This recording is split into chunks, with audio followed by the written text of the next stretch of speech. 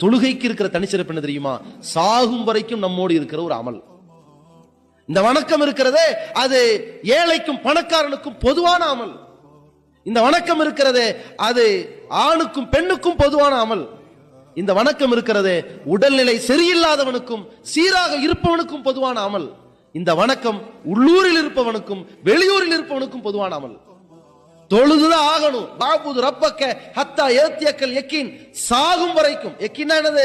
உறுதி வரும் வரை, அந்த மரணம் வரும் வரை உன் இறைவனை வணங்கு என்கிற தொழுகை இருக்கு பாருங்க. அது நம்மகிட்ட இருந்தால் அது போதும். அது எல்லா அமல்களையும் கொஞ்சம் கொஞ்சமா தக்க வைத்துக் கொண்டே இருக்கிற இந்த தொழுகை, அதில் நாம் தோழமையோடு இருக்க வேண்டும்.